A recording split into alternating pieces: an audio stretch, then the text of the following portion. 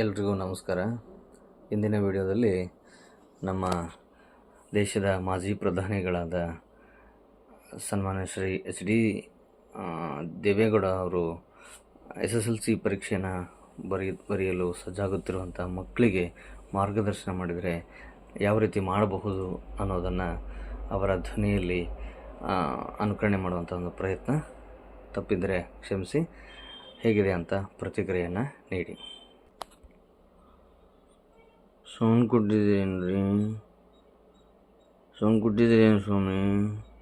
ನೋಡಿ, ಇವತ್ತು 21ನೇ ತಾರೀಕು SSLC ಮಕ್ಕಳು ಪರೀಕ್ಷೆ ಬರೆಯೋಕ್ಕೆ ಸಿದ್ಧರಾಗ್ತಾ ಇದ್ದಾರೆ.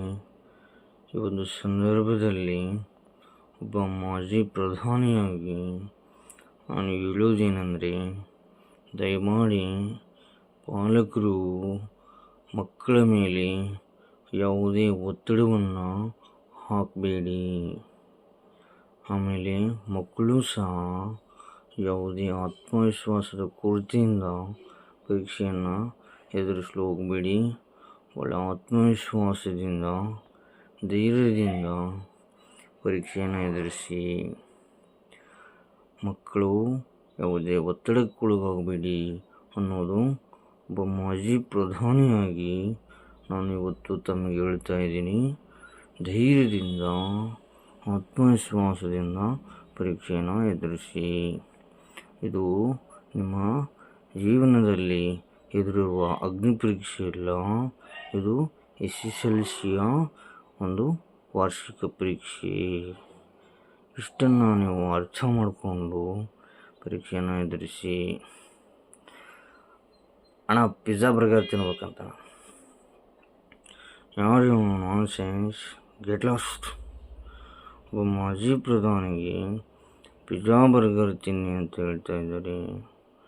ನೋಡಿ, ದಯವಿಟ್ಟು ಯಾರು ತಪ್ಪು ತಿಳ್ಕೊಬೇಡಿ. ಪಿಜ್ಜಾ ಬರ್ಗರ್ ಹೇಗಿರುತ್ತೆ ಅಂದರೆ, ಖಾಲಿ ದೋಸೆ ಮೇಲೆ ನಾಯಿ ವಾಂತಿ ಮಾಡ್ದಂಗಿರುತ್ತೆ. ನೋಡಿ, ದಯಮಾಡಿ ಜಂಕ್ ಫುಡ್ ತಿನ್ನಬೇಡಿ. ರಾಗಿ ಮುದ್ದೆ ತಿನ್ನಿ, ಜೋಳದ ರೊಟ್ಟಿ ತಿನ್ನಿ. ಜೋಳದ ರೊಟ್ಟಿ, ರಾಗಿ ಮುದ್ದೆ ದೇಹಕ್ಕೆ ತಂಪು, ತೋಳಿಗೆ ಬಲ. ಎಲ್ಲರೂ ಕೂಡ ಆರೋಗ್ಯವಾಗಿರಿ. SSLC ಮಕ್ಕಳು ನಿಮ್ಮ ಪರೀಕ್ಷೆಗಳನ್ನು ಉತ್ತಮವಾಗಿ ಬರೆಯಿರಿ.